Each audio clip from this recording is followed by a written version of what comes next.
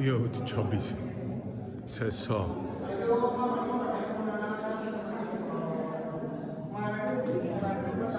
ଗୁମ୍ଫା ଅଜନ୍ତା ଗୁମ୍ଫାର ଶେଷ ଗୁମ୍ଫା। ଏହି ଶେଷ ଗୁମ୍ଫାରେ ବହୁତ ଆର୍ଟ ରହିଛି। ଯୁଆଡ଼େ ଦେଖିବେ କି ସୁନ୍ଦର ମୂର୍ତ୍ତି।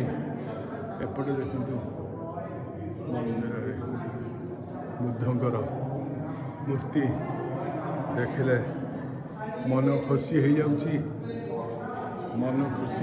ଇଏ ହେଉଛି ଗୁମ୍ଫା, ପ୍ରସିଦ୍ଧ ଗୁମ୍ଫା, ଯେଉଁଠି ଆପଣ ବୌଦ୍ଧ ଧର୍ମାବଲମ୍ବୀଙ୍କର ବିଭିନ୍ନ ପ୍ରକାର ମୂର୍ତ୍ତି ରହିଛି।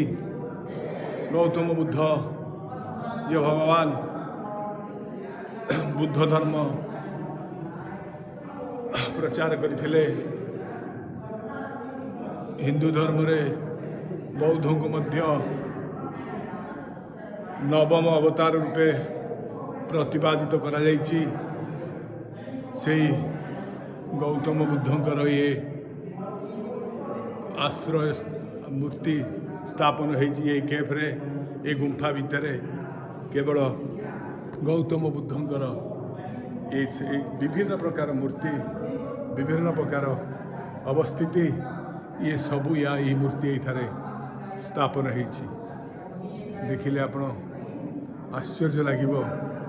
କେତେ ସୁନ୍ଦର ମୂର୍ତ୍ତି, କେତେ ସୁନ୍ଦର କାରୁକାର୍ଯ୍ୟ।